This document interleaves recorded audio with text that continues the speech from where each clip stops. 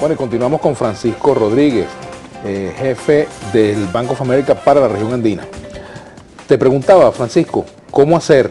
¿Cuáles son los pasos que se deben dar para lograr una unificación cambiaria? Y si nos ponemos, por ejemplo, un plazo, pensando en diciembre, pues que es mes electoral y cierre del año, un mes muy importante para la economía también.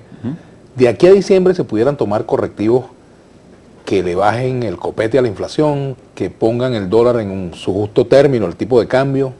Definitivamente. Venezuela necesita un programa de estabilización macroeconómica. Esta es una tarea urgente y esto se tiene que hacer inmediatamente.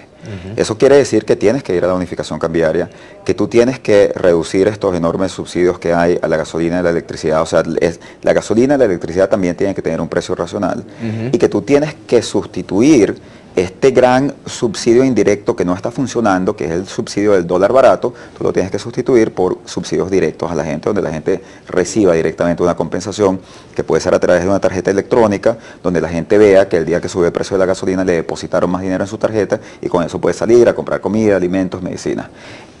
Si tú haces esas tres cosas a la vez, tú resuelves el problema del déficit fiscal. ¿Por qué? En este momento, todos estos subsidios están contribuyendo 17 puntos del PIB al déficit fiscal. Y como el gobierno no tiene ese dinero, ¿y por qué ocurre eso? Bueno, porque el gobierno está entregando sus dólares baratos, entonces no le está entrando dinero por sus dólares, que es su fuente de ingresos, entonces no puede pagar sus gastos, entonces tiene que imprimir dinero. Eso es lo que te causa la inflación. Entonces tú puedes perfectamente detener eso en seco poniendo el precio del dólar a un nivel razonable, que es un nivel que estaría alrededor de 60 bolívares por dólar en este momento. Claro, mientras tú más lo retrasas, peor se pone. Ahora, nosotros tuvimos esta conversación el año pasado, alrededor de noviembre, y en ese momento era 35, y ahora es 60. Y todavía luce baratísimo. Claro, claro. Y frente a 400 y tanto. No, pero dentro de unos meses vamos a estar hablando de 100, de 120, de estabilizarnos en 200. Y si esto lo dejamos ir así, dentro de un año vamos a pensar que también es un escenario positivo si lo logramos estabilizar en 500. Entonces, mejor hagámoslo ahora. Ahora se puede hacer. Pero necesita un programa ordenado, coherente, de ajustes, que tiene que ser aplicado de estabilización. Ahora, ese programa de estabilización implica un ajuste, digamos, que puede ser contractivo, puede ser expansivo. ¿Cómo sería la característica? Yo creo que Venezuela tiene las características en este momento de un país que puede tener un ajuste expansivo. ¿Por qué? Porque justamente por el tema que estábamos discutiendo de la fuga de capitales. Si tú tienes 40.000 millones de dólares que el gobierno está dando, pero que no se están convirtiendo en 40.000 millones de dólares en bienes, sino que se están convirtiendo de repente en 30 o de repente en 20 en bienes en los anaqueles, tú resuelves la distorsión cambiaria y te sube la cantidad de bienes en oferta. O sea, tú de hecho resuelves el problema de abastecimiento. Esto ocurrió en Polonia a finales de los años 80. Y el caso de Polonia es un caso muy interesante. El caso de Polonia, justamente el que dirigió ese programa de estabilización fue mi profesor y tutor de tesis y coautor en Harvard, Jeffrey Sachs.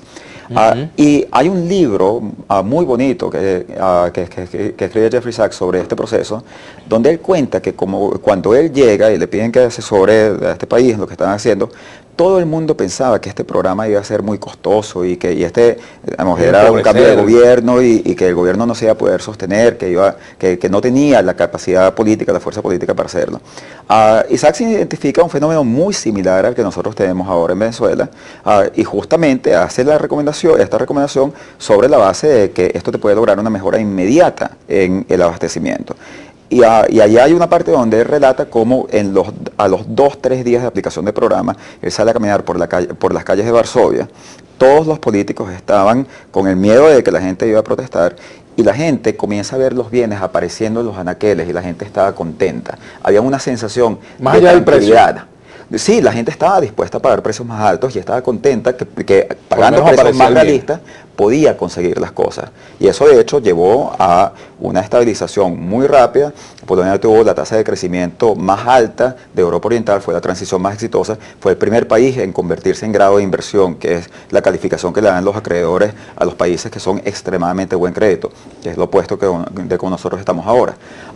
Entonces, en este tipo de economías, donde las distorsiones te han llegado a un nivel en el cual se están perdiendo recursos, se está perdiendo una gran magnitud de recursos por las distorsiones, estabilizarlas puede ser expansivo en el corto plazo. Y generar, por supuesto, un clima social distinto, ¿no? Exactamente, exactamente. Los países que hacen esto... Eso no implicará, sino todo lo contrario, empresas que pueden recuperarse, empresas que pueden comenzar a exportar, perdón, o sea, se generaría toda una situación diferente, ¿no? Claro, porque nosotros, gran parte del problema que nosotros tenemos en este Entonces momento... yo te pregunto, ¿por qué no se hace? ¿Por qué no se ha hecho? ¿Por qué crees tú que no se hace ese ajuste?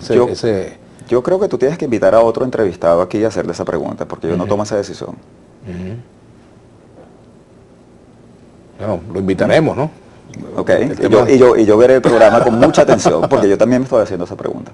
No, mira, te voy a decir lo que yo pienso. ¿Y tú has conversado con gente del gobierno, has preguntado eso? Sí, te voy a decir. ¿Qué te dicen? Te voy a decir lo que yo pienso. La gente del gobierno tiene miedo a los costos políticos. Y esto tiene que ver en parte con algo perfectamente comprensible, que es que esto se parece en ciertas dimensiones a programas que han sido costosos políticamente. Entonces, si bien... O sea, el diagnóstico de la enfermedad económica se parece a lo que puede indicar un remedio doloroso. Correcto. Y nosotros hemos tenido experiencias de ajustes muy traumáticos. O sea, definitivamente el 89 fue un ajuste muy traumático, en los años 90 se dieron ajustes traumáticos. Entonces, eso te deja un mal recuerdo. O sea, la idea de que si tú aumentas el precio de la gasolina, si tú devalúas, eso es malo para la estabilidad política. Y yo creo que el gobierno ha estado muy preocupado durante todo el mandato del presidente Maduro, ha estado muy preocupado por el tema de estabilidad política, incluso en los momentos no electorales, cómo podría contribuir esto a la explosividad política.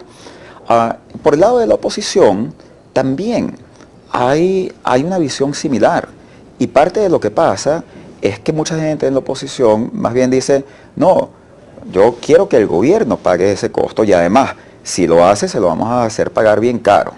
Entonces, que aumente la gasolina, pero ellos son los culpables. Entonces, la oposición, tú tienes un problema aquí, donde el gobierno no quiere hacerlo por el costo político, y la oposición quiere hacer que el gobierno pague un costo político alto de hacerlo. Y eso te lleva a una situación donde la política se vuelve destructiva. O sea, esa no es la política que nosotros queremos. La política que nosotros queremos es donde la gente tiene diferencias de opinión sobre cómo debe ser el país, y bueno, ya hay debate, ya hay discusión, y los votantes al final eligen y dicen, me gusta esta visión, ¿no? Pero aquí tú tienes una situación donde el gobierno sabe, y lo ha dicho, y todo el mundo sabe que el gobierno sabe que hay que subir el precio de la gasolina. Y todo el mundo en la oposición sabe que hay que subir el precio de la gasolina, porque de hecho eso estuvo en el programa de gobierno de la oposición en el 2012. Pero no se hace. ¿Por qué? Por el conflicto político. Entonces la toma de decisiones económicas se convirtió en un rehén de la política. La política no está dejando que eso funcione. Ajá, ¿y cuánto nos está costando la no decisión económica? Digamos, en términos de distintas variables. O sea, pudiera hacer un inventario de lo que cuesta el no decidir. Bueno, claro. Tú vas a tener este año una contracción de aproximadamente 5% del producto, para ser conservadores, podría ser mayor, ya viniendo de un año en el que hubo una contracción de 4% del producto. O sea que nosotros ya estamos hablando de una caída, porque las cosas se acumulan, de alrededor del 10% del producto en un año, en 2 años. Tú tienes una aceleración de precios que yo creo que Venezuela, efectivamente, como estábamos discutiendo, se está yendo camino hacia la hiperinflación. Eso quiere decir, en ese proceso, sean pérdidas de salarios reales, de ahorros. O sea, la gente pierde a veces todo lo que tiene en medio de estos procesos. Entonces, estamos hablando de pérdidas bien grandes. Sí. Tenemos que hacer una pausa, Francisco. Al retorno seguiremos conversando contigo sobre todos estos temas, y vamos a empezar a darle también